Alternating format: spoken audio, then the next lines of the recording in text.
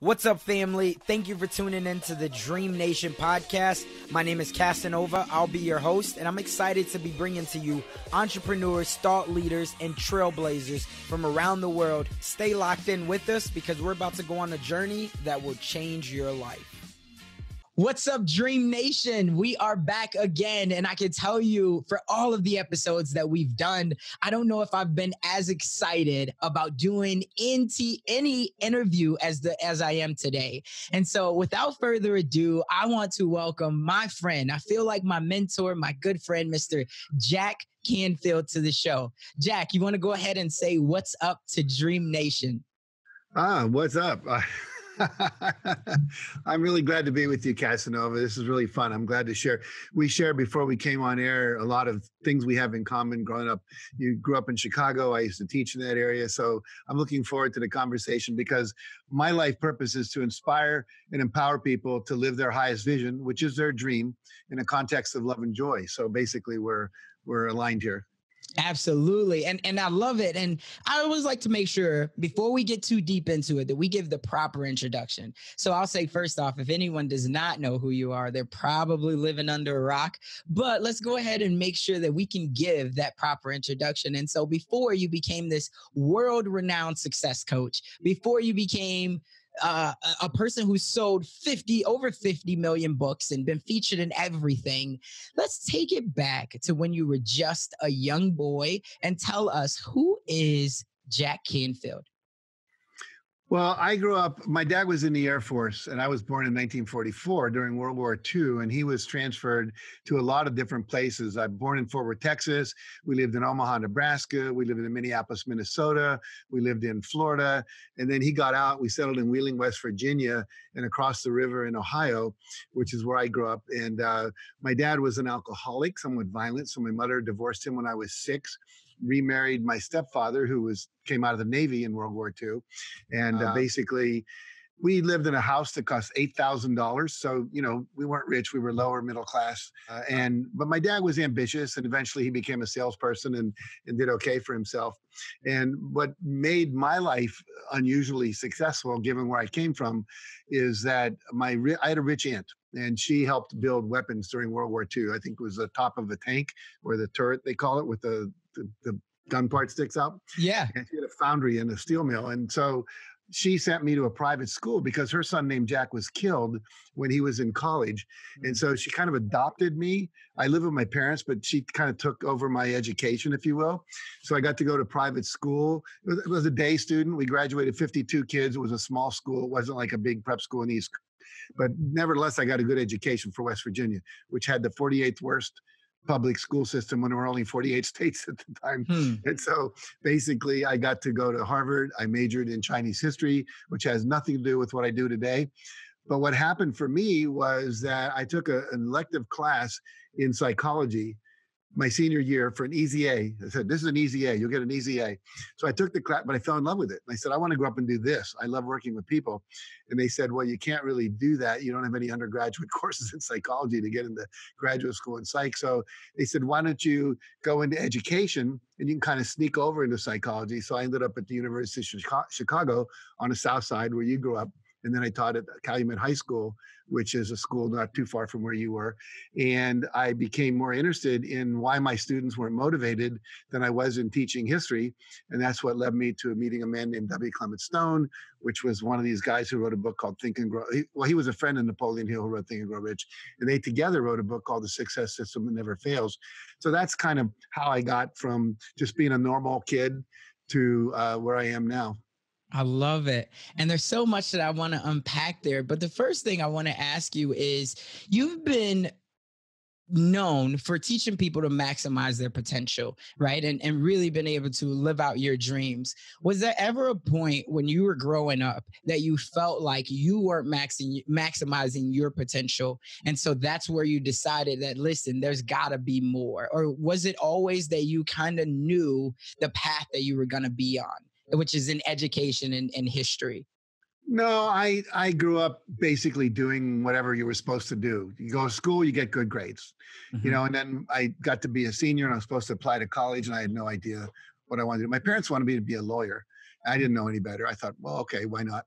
And so my Latin teacher, who loved me, basically said, I said, where do I apply to school? She said, you should apply to Harvard, Yale, and Brown. And I said, get out of here. Where am I going to get into those schools? She said, well, I can get you into West Virginia University with a phone call. So because she was well loved and known in the educational world. So I applied to those schools. I got into all three. And this is embarrassing, but people often ask, well, why did you choose Harvard over the other three? It's because there were 52 women's colleges within 50 miles of Harvard. So it was an all-male school, and I liked girls. I had a girlfriend and all that. So that was why. And basically, I'm glad I did, because it was a good education and it got me into graduate school at the University of Chicago.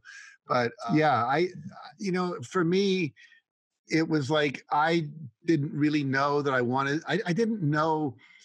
I never thought about maximizing my life. It was just like, what's the next thing in front of me? Graduate from college. What's the next thing? Go to graduate school, because I became interested in psychology and education. So when I was in graduate school, this guy comes up to me. I'm in a laundromat, minding my own business, just studying for school. And he says, put your book down. Talk to me. I think, God, am I getting picked up? What is this? And so he said, no, he was a graduate student. He just wanted to talk. And then he said he was going to this lecture series called Living Philosophers up at Kendall College, which was in Evanston, Illinois. And he said, do you want to come? And I didn't have a car at the time. I was using buses and public transportation. So I said, yeah, sure. So we went up there. And the first lecture was by a guy named Herbert Otto. He was a director of the National Center for Human Potential. And he said, you're only using 10% of your mind. And I went up afterwards. I said, well, can we learn to use more? And he said, absolutely. I said, where do I do that?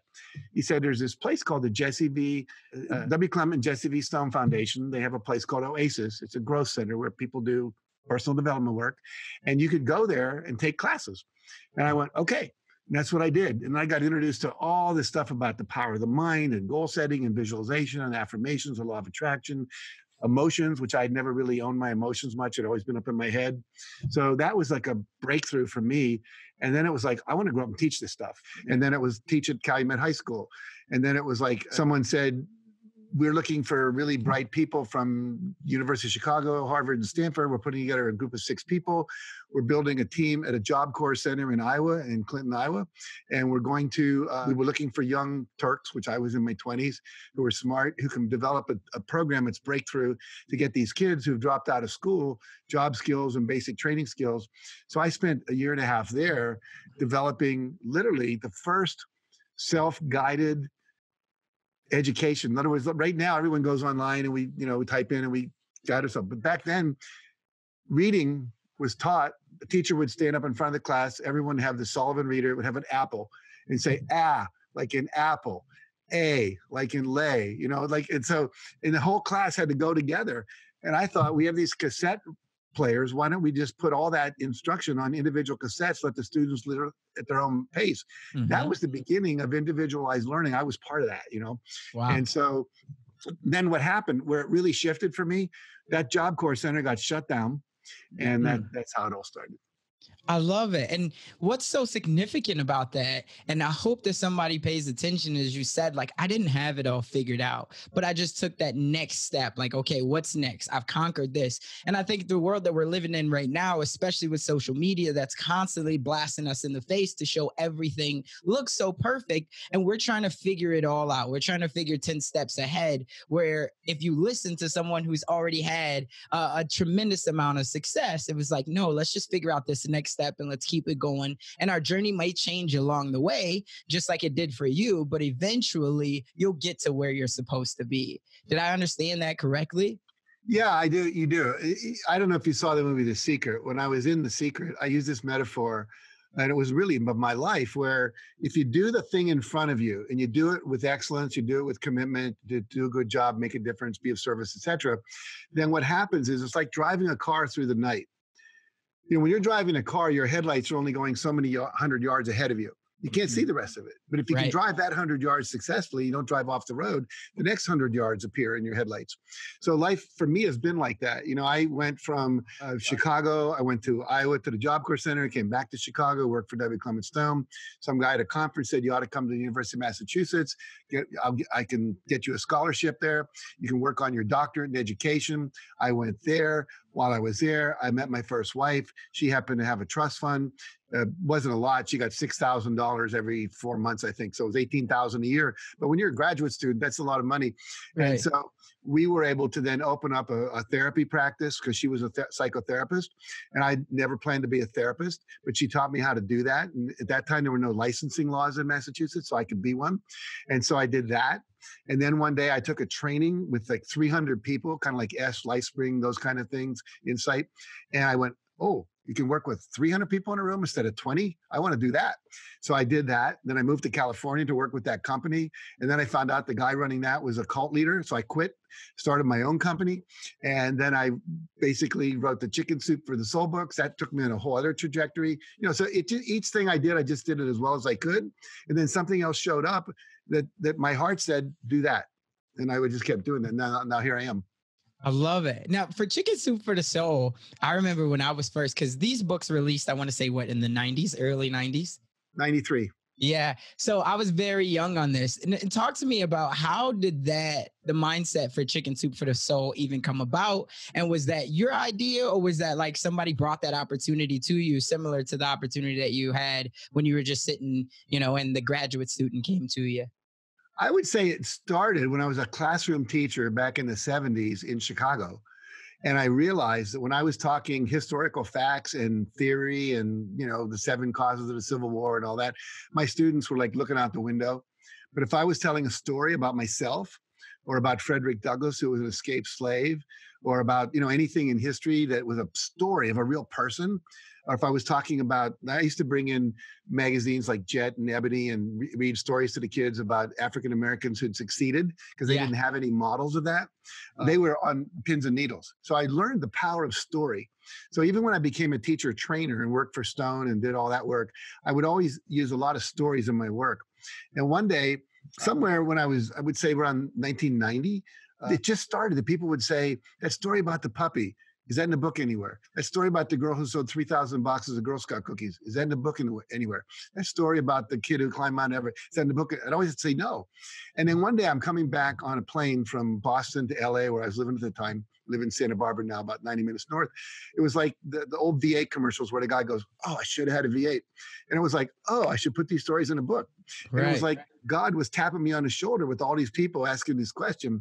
So I made a list of like 68 or 9 stories that I had that I knew, like the Girl Scout story, the puppy story, the Kilimanjaro story, whatever. And so I made a commitment that I would write 2 stories a week, one Monday through Wednesday, one Thursday through Saturday, take Sunday off. And in a year, I'd have 100 stories. That was my goal. And I started looking for stories. Other speakers had stories, etc. And then I think I was about 60 stories into it when I had breakfast with Mark Victor Hansen, who is the co-author on all those books. And he said, I'd like to finish that book with you. And I said, Mark, that's like asking a novelist like James Michener, when he's written 3/4 of the book Hawaii, you're going to finish the book with him? Why would I do that? Right. And he said, well, half the stories you tell you stole from me. That wasn't true, but maybe 5. And he said, I got 30 more stories and you need 100. 100's a good number. So I said, okay. And turns out he's a really good marketer and salesperson, very creative. I'm really a good detail person. And it was a great marriage. And so that's how the book came about. Wow. And so at this time, as you start to become a success coach and you start to teach people these principles, did you ever have the belief that because here's why I asked this, for a lot of people to decide they want to get into the personal development space. And before it became cool, right, to have courses online. And just like you said, you kind of first helped to develop this whole industry of where we are now. For a lot of people, it's a struggle because one, am I an expert enough, right? People go through the imposter syndrome. And then 2, how exactly do I make money out of this? So were you someone who you instantly knew, or was it more just about the passion that you didn't care about any of that stuff? You just only wanted to help the mindset? I think it started in graduate school, where I started running seminars for teachers all around New England. I was going to School of Education. I'd written a book called 100 Ways to Enhance Self-Concept in the Classroom. I was in graduate school. I started getting invitations to come to teacher in-services and state meetings of counselors and teachers and stuff. And I wasn't making a lot of money. I remember my first paid speaking gig, where after I wasn't working for another company, was I drove through a blizzard from Massachusetts to Connecticut, about an hour. and it was a blizzard. I mean, the snow's just coming straight at you. And I got $25 for my talk. And I remember coming home going, I am a paid professional speaker. It's like, it was my goal. And I remember the first time I got $1,000. And I remember I went out and bought a $100 bottle of wine for my wife and I. And I never spent that kind of money. I still don't usually. But the point being that it was like a breakthrough. Normally my fee was like $300 a day back in the 70s and 80s. And then, I asked a friend, what do you charge? He said, $800 a day. I went, $800 a day? How do you get $800 a day from schools? He said, I asked for it. I thought, wow. And so I was so afraid of being seen as someone who didn't care about kids. I had this big image issue, that I was afraid that if I asked for $800, they'd see me as in those days, capitalist ripoff pig was my concept, that doesn't care about kids. But I practiced $800 a day, $800 a day. I practiced in the mirror. This place called me from Iowa, Cedar Rapids, and they wanted me to come to a half-day mental health thing for their mental health group.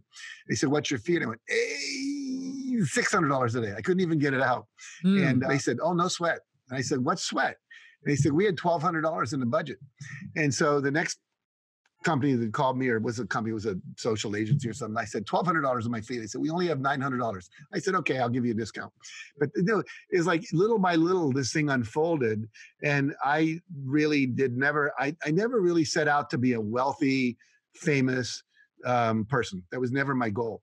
My goal was to make a difference. So when I wrote 100 Ways to Enhance Self-Concept, I just knew all these teachers didn't have these techniques and I wanted to share them with them. But the book took off and sold 400,000 copies. And then all of a sudden I was this celebrity in the education world, but not the rest of the world. And everything I ever did, the first album I made was cassettes, if you can go back that far, then CDs, now it's all MP3 downloads and so forth. But the reality was I just wanted to get it out there and share it with more people. And eventually I woke up one day and realized I was a celebrity speaker, up there with Tony Robbins and Brian Tracy and all the other people, a legend, they say, which is weird because, talk to my wife. She does not think I'm a legend. It's like, I'm just a normal guy, But I think, again, just doing the thing is in front of you. And I always had a goal to reach X number of people, to sell so many curriculum guides. It was always about impact. And, lately, I will say in the last maybe 5 or 6 years, I've had income goals that are more about what I want to earn in terms of reaching certain plateaus of financial independence. I could probably retire right now, but I would not be able to do all the things I do. I support a lot of causes and projects, and I've got a grandson. I want to be able to make sure he goes to college and all that. But my wife and I could live happily on what I own. My question to you is, when you were first finding out who you were, how big was your environment? Did you have masterminds at that time with other people who were doing the same thing as you? Or were you kind of like an outlier? Because I imagine you were kind of first generation for everything that you were doing, and you were pioneering an industry. So there wasn't a lot of people that you could talk to, because it felt like a lot of people was probably asking you the questions. So besides your mentor, did you have anyone else? Well, I had W. Clement Stone as a mentor when I worked for his foundation for a couple of years. And there were a number of people in the foundation who were older than me, who had doctorates, who took me under their wing because I was kind of bright. And so they recognized that and they wanted to support me. So that was valuable. Then I went to the University of Massachusetts. I was in a graduate program with a lot of other people who were working on what was called psychological education. We said if it's done on time, it's called education. If it's done late, it's called therapy. But we were teaching emotional awareness, emotional intelligence, things like, how do you control your emotional states? How do you know who you are? What's your identity? How do you set goals? What are your values? That kind of work was what we were focused on, which was called psychological education, affective education, things like that. So there was a graduate group of people that were all thinking the same thoughts and supporting each other, not so much professionally, but intellectually at that time. When I started the New England Center, which was a retreat center in Massachusetts, when I dropped out of my doctoral program, I never completed it. I wrote the book took off. There's a Cheech and Chong movie where at one point he goes, we don't need no stinking badges. So I don't need no stinking PhD. Right. And but I started this center. And it was a place where people would come for weekends, and we had a big 30 by 30 living room. We could put people up in local motels and stuff, and that got me into the doing larger groups and then going off to work with that company that had, doing 300. But I want to go back to an earlier question you asked me, and I realized I didn't answer it, which is someone starting out now who may not have a big platform, who doesn't know, they feel like they're an imposter. Everything they've learned from somebody else. They haven't really developed something themselves like NLP or EFT or, whatever. And that's the same for me. I don't think I ever developed anything unique. I mean, a couple of little nuances of exercises where I put this together with that.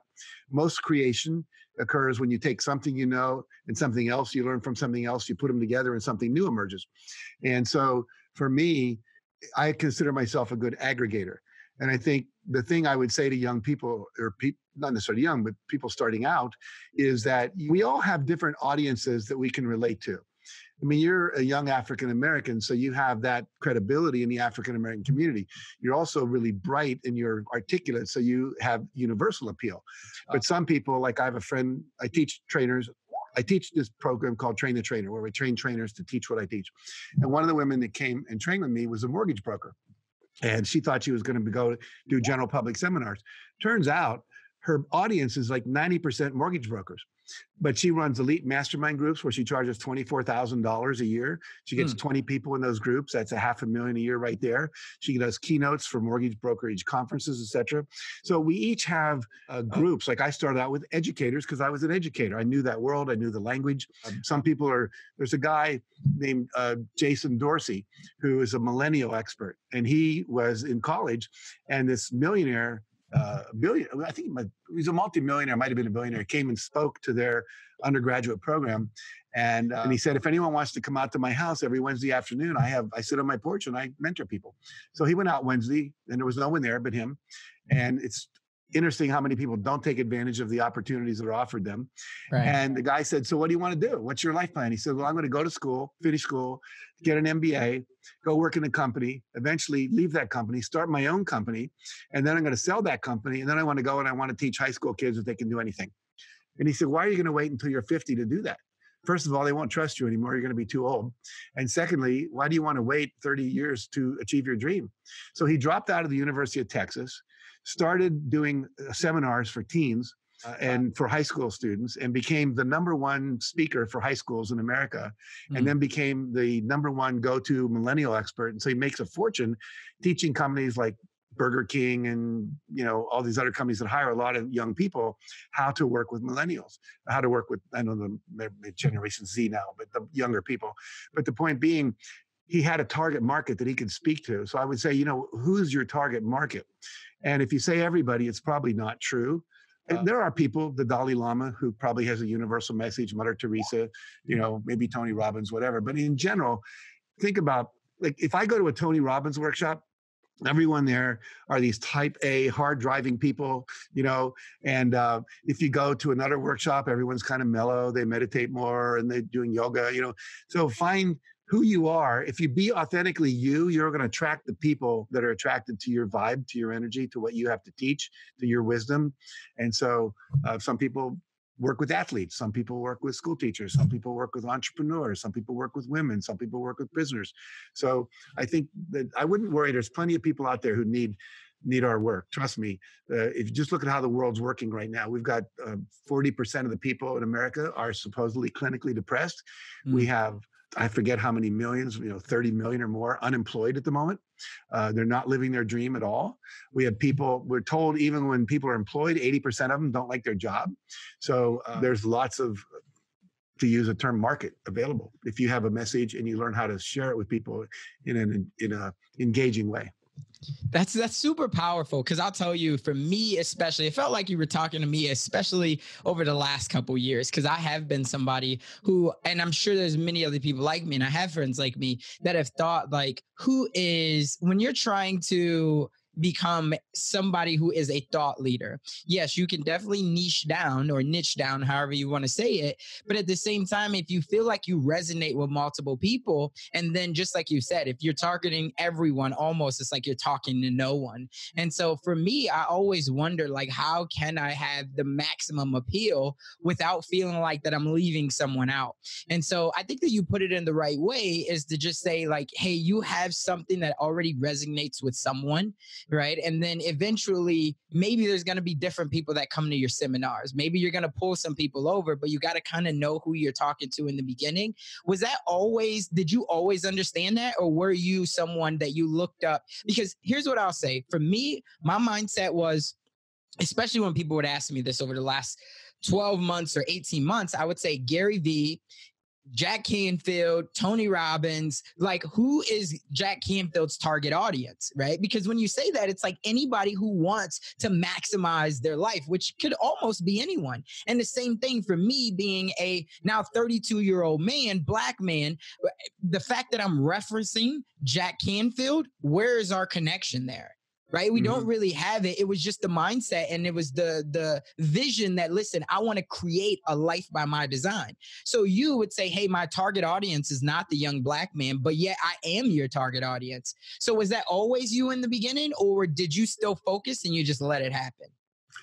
I would say that my target audience has always been people like you, people who wanted to have more, do more, be more, and impact more. I would say that my target audience has not been primarily top corporate executives. I've worked with a number of corporations, FedEx and, Microsoft and so forth, but I don't feel like I'm the guy to take a CEO or a C-suite executive and teach them how to run a business better.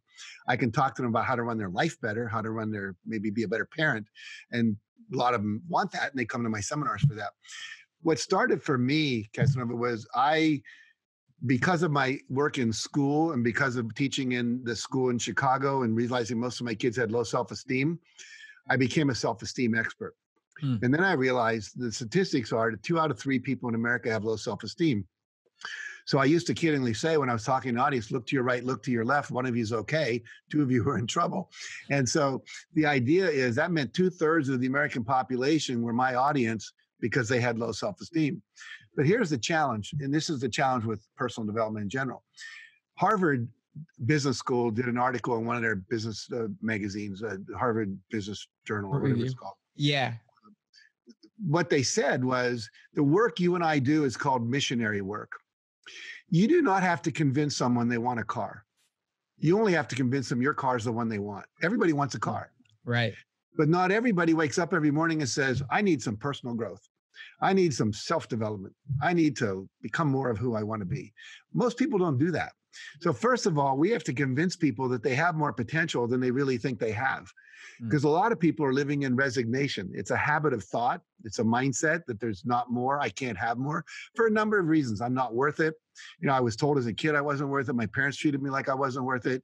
The school system treated me like I wasn't worth it through segregation, bad schools, poor neighborhood, whatever it is. A lot of people have a lot of beliefs about their inability to achieve more. So they go into resignation, and they go through this Groundhog Day existence of getting up, going to work, coming home, drinking a beer, watching TV, going to bed, and it's like, and that's their life. And they carve out little pieces of it, whether it's the barbecue on Saturday or the football games on Sunday or whatever, to kind of enjoy themselves or maybe numb out from that. You see a lot of alcoholism, a lot of drug abuse in America. I just saw today a news item that said, because of the pandemic, we haven't been focusing on the amount of deaths from drug overdoses. 70,000 deaths this year just from drug overdoses. That would have been news, except for the pandemic, where we're getting 70,000 people a day new testing positive. So I think that we first have to convince people that you want more. Now, there's a lot of people out there, especially young people coming out of college, people that are in certain industries like real estate and network marketing companies, that they're kind of into that mindset.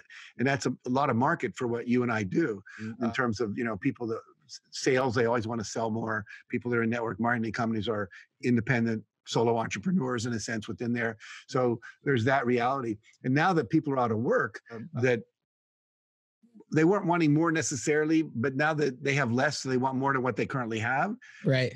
And we can convince them that we have the ability to teach them that. And so all the people that you're talking about that are coming in as thought leaders, and to become a thought leader, you need to be thinking.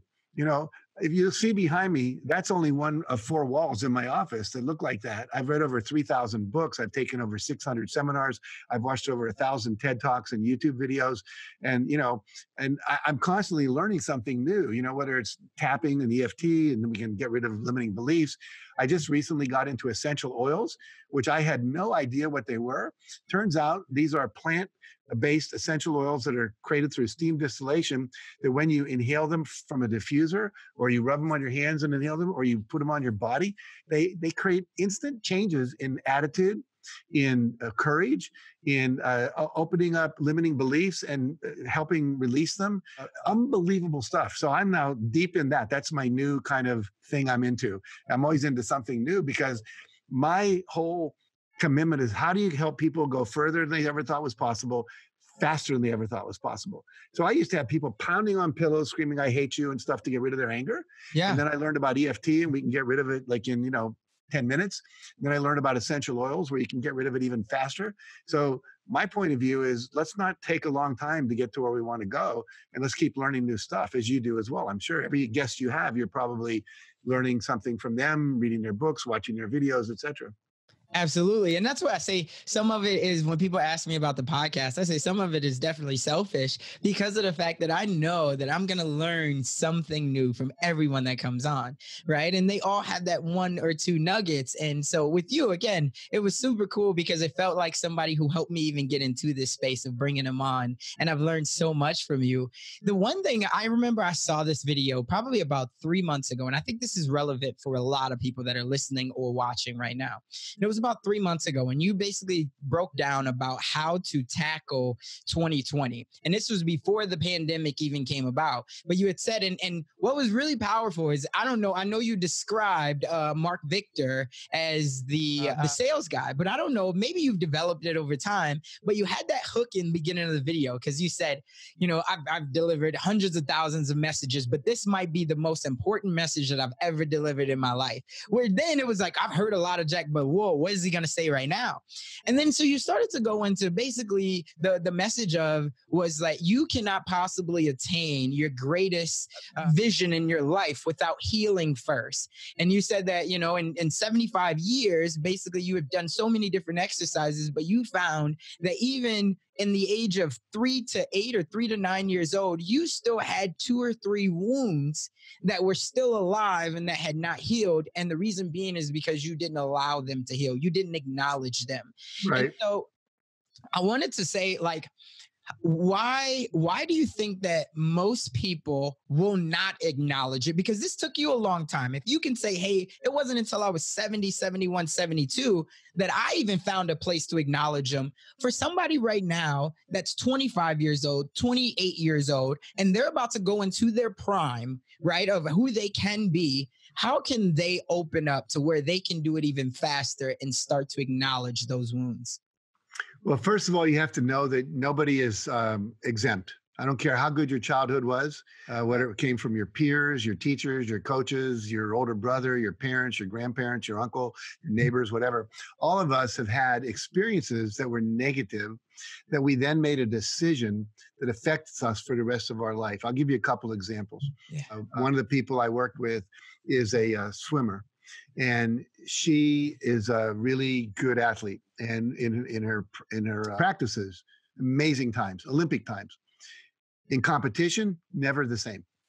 And so in the work that we do, and I'll describe that work in a minute, we were able to take her back to when she was, in her case, 11 years old. And what happened was, she said to her mother, "How come when I win all these trophies and ribbons and medals, you hide them? All my friends, they put them on their shelves, their bulletin boards, their refrigerators, et cetera." And she said, the mother said, "Your younger brother, when you bring those home, it makes him really feel bad because he never wins anything like that." And so she decided at the age of 11 that her winning hurt her brother. Now she's 21 years old, and she doesn't remember she made that decision. But every time she goes into competition, her subconscious mind doesn't want to hurt her brother. And so she doesn't perform as well. So when we were able to take her back and see that, and then basically release that belief and replace it with a more positive belief consciously from her conscious mind, and then install that belief, she starts winning. So that's the kind of thing that happens. I had another woman on the other side she was very successful, and she won a free coaching call with me. It was part of a contest we did. She lived in England, and she was over when she got on the call. I said, "So what do you want to do in this hour?" And she said, "I'd like to learn how to be more successful. You're the success guy." And I said, "Well, tell me how successful you are now." So she was the vice president of a bank. She was on the board of like 3 or 4 companies and organizations, other banks, et cetera. She was planning her own wedding. She was about to get married. Anyway, she was so overwhelmed, it was ridiculous. So much stress. And I said, I'd really like to rather work with you on unhooking this need to perform at such a high level, because she was stressed out, and she admitted that. And so turns out when we took her back using the same exercise, what happened was she was 5 years old, and there was a recession in England. And one night at dinner, her father said, just blowing off steam, "I don't know how we're going to feed all the children. There's just not going to be enough money. Some of these kids are not going to be able to eat." And so she's 5 years old, and she's thinking, well, I want to be one of the ones who eats. So all of a sudden she figures the strategy for that is to be perfect. Keep your room clean, never get dirty, do everything perfectly, get good grades, whatever, in preschool, whatever it was. And so now here she is in her late 30s, and she's doing the same thing, living her life, having to overproduce and be perfect in order to survive. But she didn't need to do that to survive anymore. And she didn't need to do it then either, but she didn't know that. She was a little kid. But we make those kind of decisions as a child that then inform us for the rest of our life subconsciously. We don't remember we made it. Right. And then we don't know why. Why are we afraid to make that call and ask for what we want? Why are we afraid to ask that woman out? Why are we afraid to confront somebody when they're abusing us? Why are we afraid to leave a crappy job? Whatever it is, there's something in there that's stopping us. And so what you were referring to was when I remember I was standing in my driveway when I did this. It was outside, that I was promoting a call I do a couple times a year where I'll have 1,000 people on this call from all over the world, and I take them through this process. So if you're listening to this and you would like to get an email when I do that, just go to jackcanfield.com, Jack Canfield, CANFIELD.com, and just get on our mailing list. And when we're doing that, you'll be informed, and I'll take you through it. But basically what we do is we look at what's something in your life where you feel frustrated. You're not able to create what you want. So it could be a relationship that lasts. It could be a certain amount of income. Why can't I ever do that? Why can't I, have courage to talk to my boss? Whatever it might be. And it can be health. A lot of people have health challenges, which are mostly mental, that create the physiological health challenges. And then what I do is I say, close your eyes, scan your body, notice how you feel when you feel you can't do that. When you're blocked, you're frustrated. So frustration, resignation, hopelessness, fear, whatever. Then we scan the body from head to toe and look for a place in the body where there's tension. Where's the greatest tension, the greatest pain, or the greatest numbness? Because numbness is numbing out the pain. You've been holding tight so long. Then we basically say there's a feeling inside of that. Let's identify that, and people can get in touch with it. And then now ride that feeling back to the earliest time you can ever remember feeling that same sensation in your body and that same feeling. Everybody goes back to somewhere between 3 and 10, 11 years old, mostly 3 and 8. 99% of the people all go back. And then it's like, where are you? Who are you with? What's happening? What did you want that you didn't get? What did you didn't want that was happening? You were being shamed, teased, locked in a room, whatever. What decision did you make at that point? It's not safe to be sexy. It's not safe to ask for what I want. It's not safe to confront authority, whatever. Now, what would be a better decision based on your intelligent adult self? Your adult self goes back, counsels you. Then you go into the future. You become your 81-year-old enlightened self, counsel your current self. And then basically it's gone.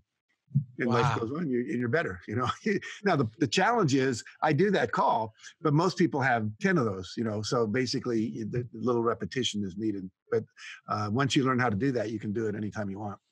Yeah. And I think that that's so powerful. I think the next level of that is people have to be okay with being vulnerable, right? Yes. Because that's the part. It's almost like therapy, like you said. And for a lot of people, especially in the Black community, therapy is always looked at as a sign of weakness.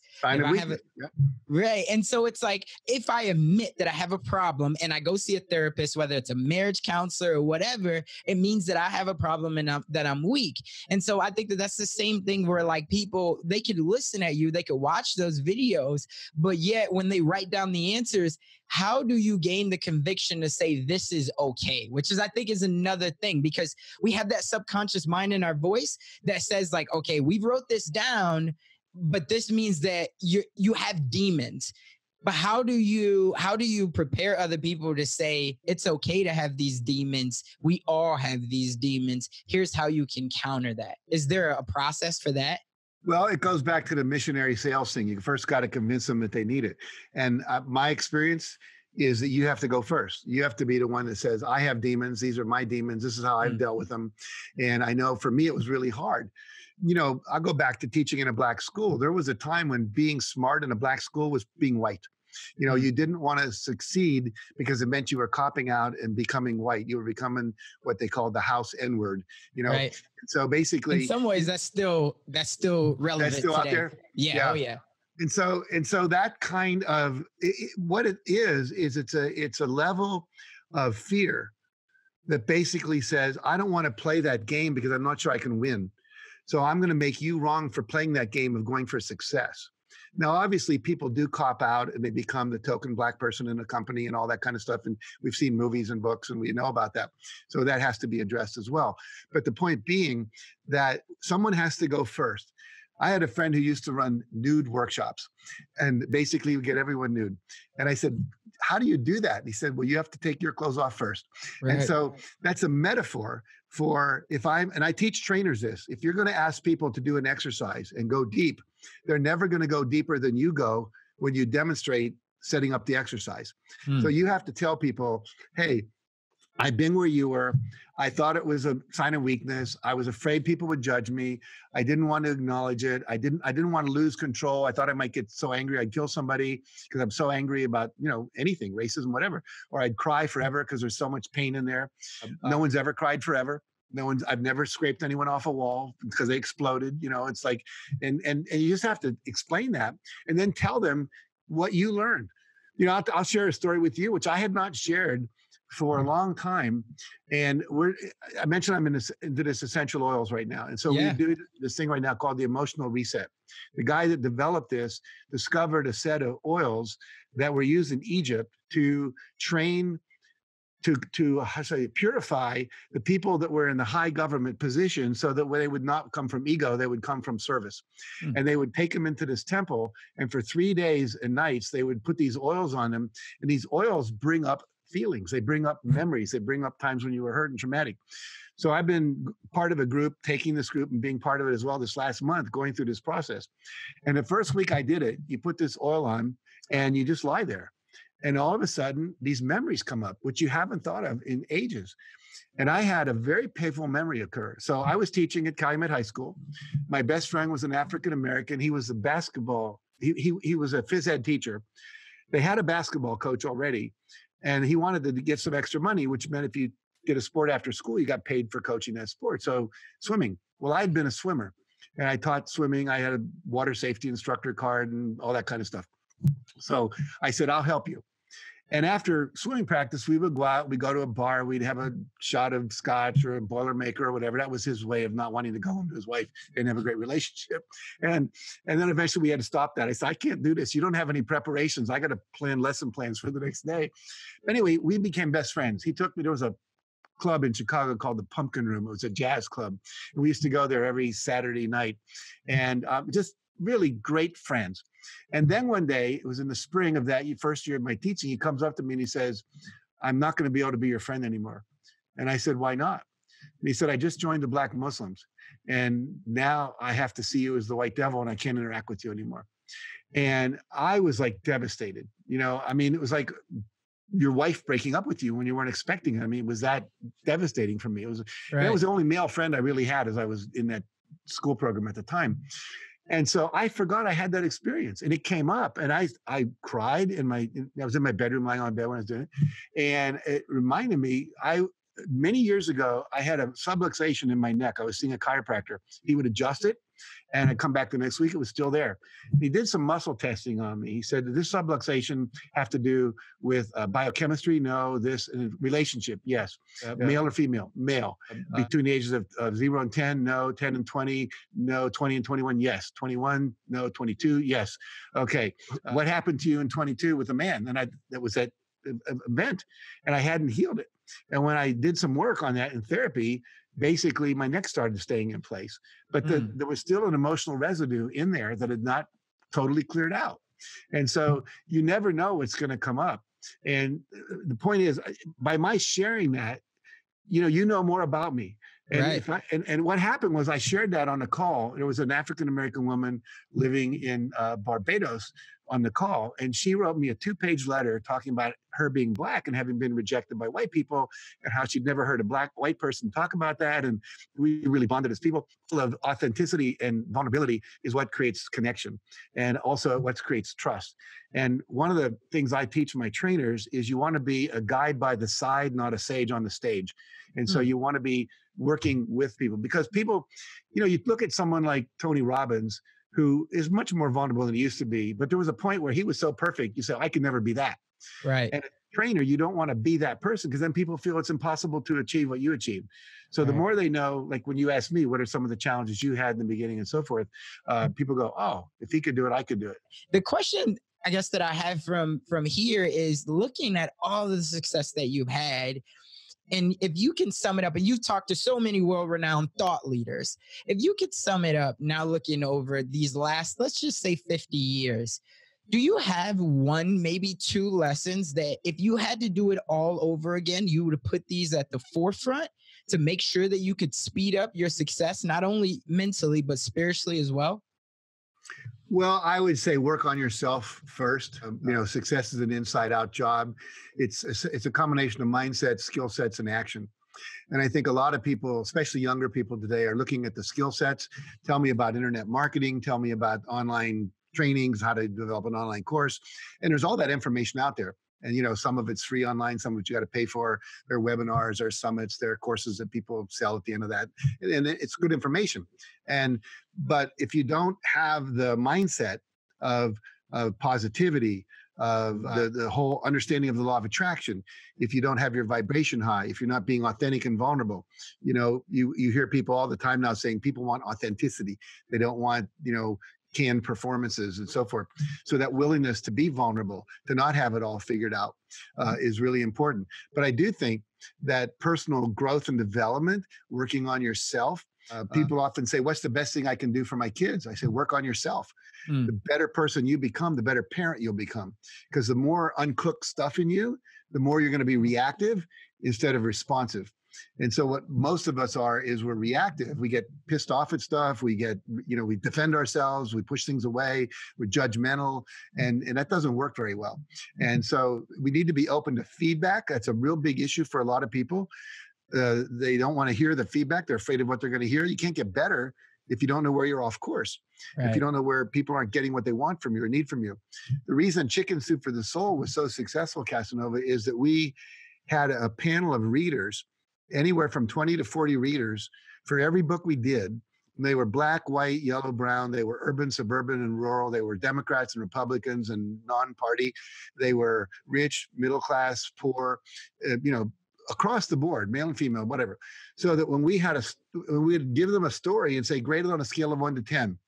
10 gave you goosebumps, made you cry, made you think, inspired you, whatever. And if anything less than a 9, never got in a book. And stories I wrote that I love never got in a book. But it wasn't about me. It was about impacting the reader. And so basically, you have to be open to feedback. And a lot of people aren't. Your husband starts to give you feedback and you scream at him or you throw a bottle at him, whatever. And so, men hit women for giving them feedback. So that's a big piece. And I think a lot of leaders don't listen. I would say I would have listened more when I was younger, listened to the people I was teaching, listened to my wife, listen to my kids and so forth. I think that's a big thing. As far as professionally, I would say I would have written sooner. I think having a book, and a lot of people don't write because they think they don't have anything new to say. you have your version of it to say. You have your experience of it to say. You've applied a lot of my principles and principles from other people from the books you read, but the way you apply them and what obstacles you were facing and how you overcame those and how the rule of five or, affirmations or visualization work for you, that's a unique story. And it goes back to that niche of the people who can relate to you. How did Tony Robbins become Tony Robbins? People are curious about that. How did Brian Tracy become Brian Tracy? How did Lisa Nichols become Lisa Nichols? Interesting stories. And so basically, I would say when you write a book, include a lot of story. Stories are what Velcro the principles to the brain. That's why the Success Principles book is so good, is because it's not just a principle and a strategy to apply. There's a story that makes you believe it's possible for an average person to achieve that. So I think those are a couple of things. And I say today, you got to build your network, obviously online. The more people you can get in your Facebook community, your Instagram account, your Twitter followers, whatever it might be, that's worth building up. And that's skill set again. Right. But you have to have the courage. I mean, how many people do you know who have good information who are afraid to do their first Facebook post or afraid to do their first Instagram live, And so that's called the personal development part, overcoming the fear and realizing that your why is bigger than your fear because you care and you want to make a difference. Wow. And that gave me goosebumps. And I'll tell you the reason why is because when you first talked about opening up to feedback in some ways criticism, I remember when my son, who's now on Monday, he just turned 9, CJ did. And I remember when he was 3 years old, and I don't tell this story too often, but he was 3 years old. And for me, my mom and my grandma, they would physically whoop me. And I think I remember hearing in your video, you were talking about one day you basically got a whooping by your dad with a hairbrush and things like that. And that led to some of the beliefs that you had. Well, for me, I grew up and I was thinking, we would get whoopings when they're not listening, right? And so for CJ, I never took a belt or anything like that to him. Well, one time and his mom freaked out over there. We're not even going to get back into that one. But anyway, so even before this, he was younger. And I would just always take my hand and once or twice on his butt, right? To say, hey, we got to listen. And so one day, this was right when we were going through this time of losing my mom and everything else. And he wasn't listening. I took my hand to his butt a couple of times. And then afterwards, it was probably about 30 to 45 minutes after, and I catch him. He's got little headphones on and he's sitting underneath the table. And I say, hey, buddy, why are you sitting under this table? And he says, because I'm scared. And I say, well, why? And he says, because you always hit me when you get mad. And so this was the first time for me. And keep in mind, my dad was never around. And I was just thought that was the story that I was telling myself. And so it made me listen to that feedback. And then I vowed that from there on, I wasn't going to put my hands on him, right? Because I didn't want him to grow up thinking that, listen, when you get mad and when you get irritated, that's gotta be the thing. You gotta lash out and be physical with people. And so that was something that I was open to that feedback. And now, we have such high level conversations for him to just be 9. But I think it's again, because of the story that I told myself of hey, we can ask him, did you know better? Right? Well, how come you didn't do better in this situation? If this was you, and someone said this to you, how would it make you feel? All of the things that I was never grown up asked. Right? No one was ever asking me this. So I think that that's very powerful when you say you got to be open to the feedback. And that's the other part too of leaders got to listen. Right. And so for me, that's a big thing because there's one quote that came out probably about 6 months ago or 8 months ago, and it kind of went viral. And it said, if I didn't come from, and the thing was wealthy family, if I didn't come from a wealthy family, that meant that a wealthy family had to come from me. Well, I was speaking about a couple weeks later in front of an audience of about 200 or something. And it was young Black kids. And I had told them, that I grew up without a dad. And one of the quotes that was resonating with my heart was, if I didn't if I didn't come from a loving father, then what did that mean? That a loving father has to come from me. So I think it all plays back into that point, but I 100% agree. And I think in this world nowadays, just like you said, you can learn the skill set, but that mindset is the thing that even when you feel like you have the skill set, that'll take you to the next level. Because it could just be, if you feel like you're at the top of your game and skill set, but you don't go seek out the mentors and the knowledge, things like that, you'll always kind of stay at that ceiling. So I appreciate you sharing that. It's so powerful. Go ahead. No, I'm going to take a moment and do a commercial. So This is the latest book I wrote. It's called the Success Principles Workbook. And the reason I wrote it is I found out that the people that took my live seminars and went through my coaching programs were much more successful at applying the programs than the people who just read my first book, The Success Principles. Now, people like you who read that book, this is the original book, and you know, you can still get it. It's great. It's got 67 principles of success in it. But a lot of people would read it and then just put it on the shelf, and they ended up with what I call shelf esteem. It didn't really change their life. But what I did was I said, if I could put a live coaching program into the covers of a book, so someone would just go through the book, do the exercises in the book, and then come out like you did, applying them and having a better life. Is that possible? Right. So we wrote the book, we beta tested it with about 35 people who'd never heard of me, never heard of the book, and didn't know anything before it. At the end of 16 weeks, had transformed their lives. And so we know it worked. So then we put it out. So there's 17 principles of success. They're the core principles. Just like in football, you need to know how to block and tackle and pass the ball and catch the ball and so forth. So these are the core principles. So if you're watching this, I just want you to know there's a resource available called the Success Principles Workbook. You can get it on Amazon.com. You can come to my website, jackcanfield.com. There's all kinds of courses and online things that we have available for you. I didn't want to get to the end of the call and forget to do that. Yeah, and it's okay. I'm glad that you brought that up. We do put all of the links, like anything that you mentioned, we put links in our show notes on it. So Good. Definitely we'll make sure that everybody has the links to those. And I know that someone hearing this will be reaching out to you, and they will absolutely say how these 17 core principles have changed their life. Because for me, I know that when I was first getting exposed to it, and just like you said, it was the stories. And I want to say, I'm almost positive that it was the success principles that first said that you can do anything. And the story behind that was they had said, let's say that you just say that, hey, I just want to listen to stories all day and drink coffee, right? And it was like, if you don't think that that's possible, let me ask you, what does Oprah do all day? Right? Or what does Ellen do all day? And it was like, and at that moment that I heard that, I was like, that's right. Like, what do they do all day? And, you know, and it just felt, that was the story. That was the resonation with me, that I was like, this is possible. And of course, nowadays it's the same thing, because you have a podcast and you can bring the greatest people on, and you can have water, you can have coffee, you can have whatever, and you can listen to these stories, and you can learn, and you can be empowered, and you can be inspired, and you can give that to your tribe. And so That was huge. That was so huge. I know we're coming to the end of our time. I want to ask you, what does having a dream mean to you? Well, to me, it means having something you're looking forward to, something you want to have happen, something you desire from your heart. I mean, I think when you're a little kid, everyone has a dream. They want to grow up and be an astronaut. They want to grow up and be a professional basketball player. They want to grow up and be a doctor, you know, whatever it is that they dream of. You ask most kids, they can tell you. Now, there are kids who say, I don't know. And that's okay, because you will eventually find something you love to do. But I think for me, you know, I always wanted to grow up. I wanted to be smart, and I wanted to make a difference. I wanted to contribute. I remember when I think I was 16 or 17, I was visiting my uncle. He said, what do you want to be when you grow up? I said, I want to be an egghead. I just heard somebody talk that they said an egghead was someone who was really smart. Yeah. And there was this senator, a US senator, who was very impactful, and he was very, very smart. And I thought that would be fun to be someone like that, who's making a difference in the world and who's really knows something. You know, I mean, we have a lot of smart politicians, some of them not so smart right now in office, but I wanted to be that kind of person.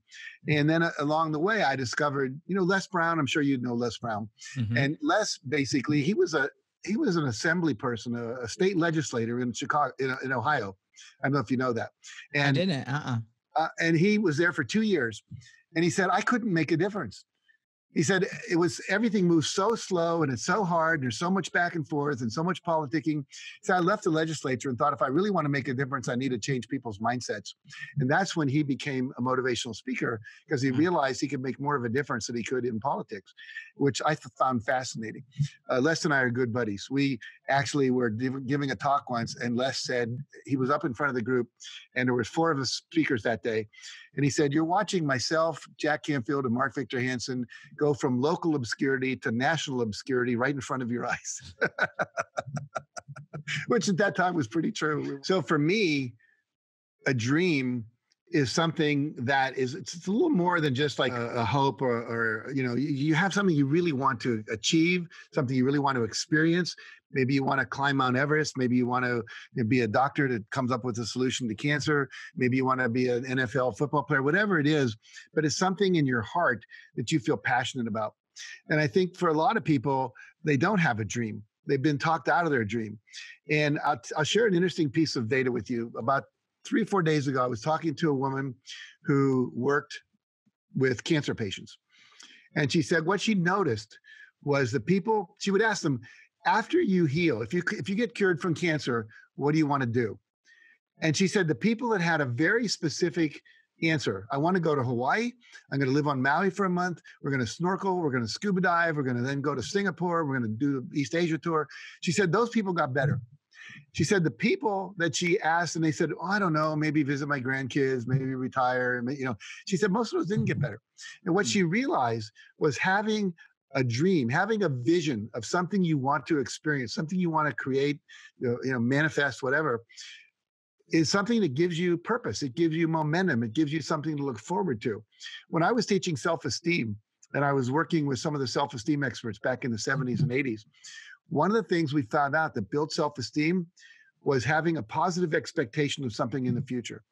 So one of the things we would do when kids would come into the classroom, in my class, I'd say, what are you looking forward to today? And if they didn't have anything, I knew that kid had a problem. If they said, oh, I'm looking forward to recess, or I'm looking forward to playing basketball after school, I'm looking forward to being with my girlfriend tonight, whatever, those people would have higher self-esteem. So then we had to figure out what can we build into their life to help them set some goals, to have something to look forward to, or build in support systems to have something to look forward to.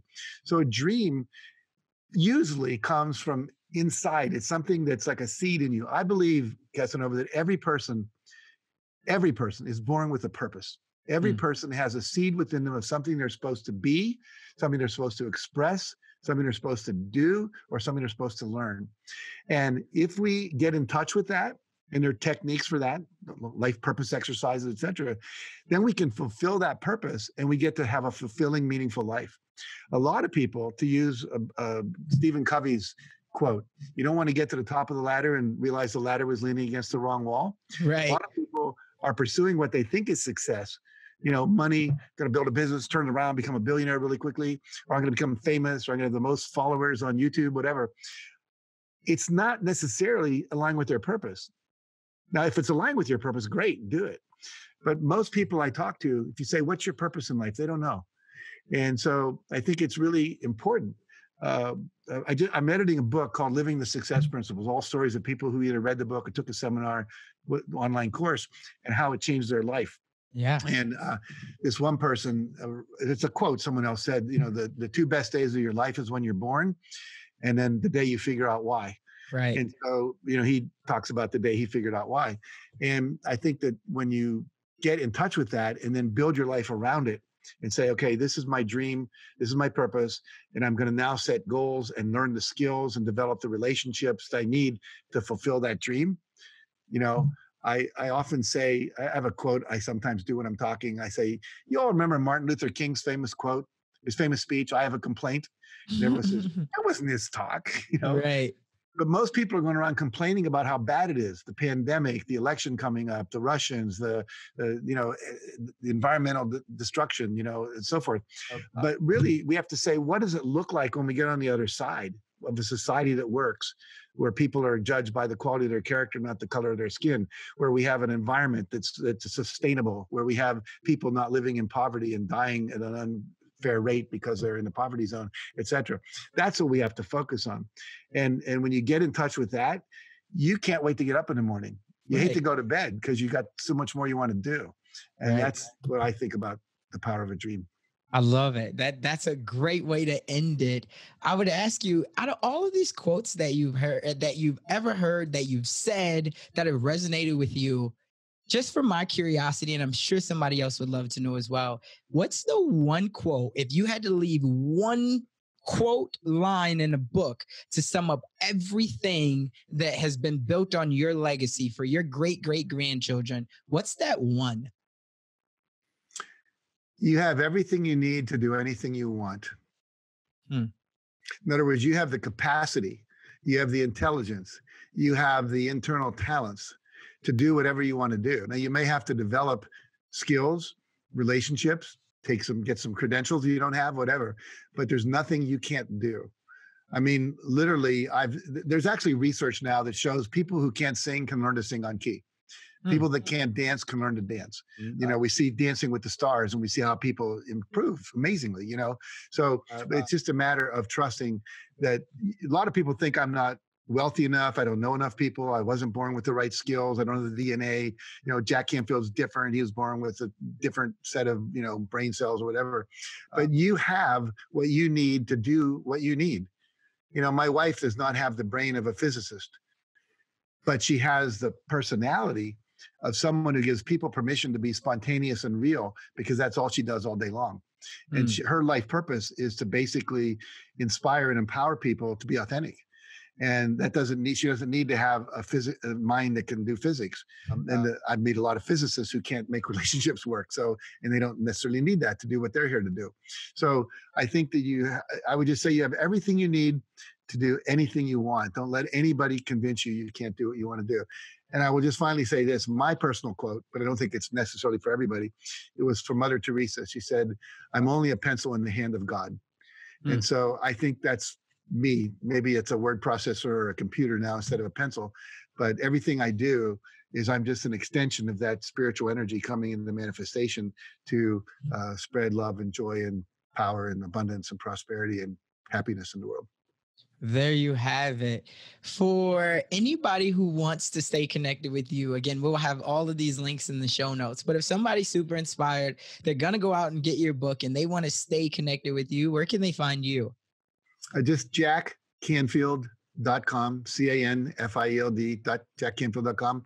Also, if they want to go to jackcanfield.com/transformation, they can actually download it'll come to your phone or your computer, a 10-day free course. You'll get about a 3 to 5 minute video every day with an assignment for that day that will Velcro that principle into your life.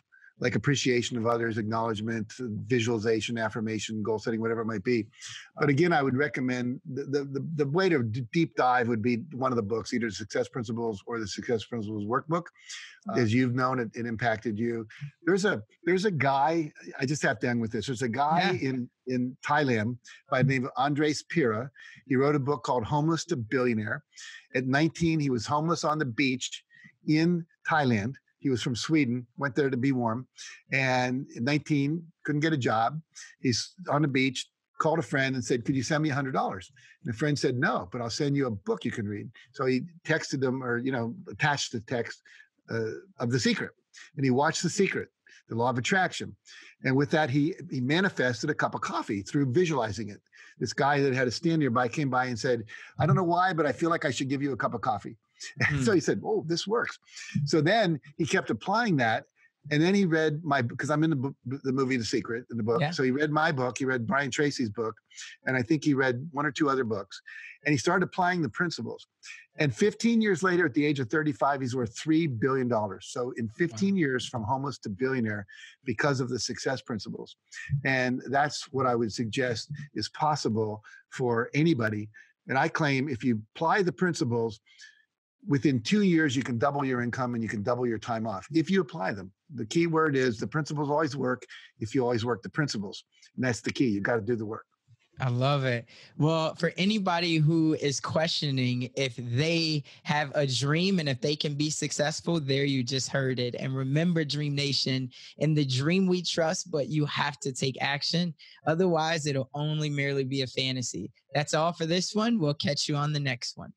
That's all we got for this episode. Thank you for sticking around. That truly means a lot to me, and hopefully that means that we delivered massive value on this one. If you haven't already, the way that you could say thank you to myself and the team is just by heading over to iTunes and leaving a review and a rating. That's what iTunes loves to see. That's how we get out there even more. And I would definitely be grateful for it. I know the team would as well. Do me a favor and head on over to dreamnationpodcast.com. That's where you're going to be able to find all of the resources that we talked about in today's episode, as well as more exclusive content. And you'll also be able to sign up to our email list where we have more exclusive content. And we always love to hear the feedback from you all because you're our tribe. So remember, in the dream we trust, we'll see you on the flip side.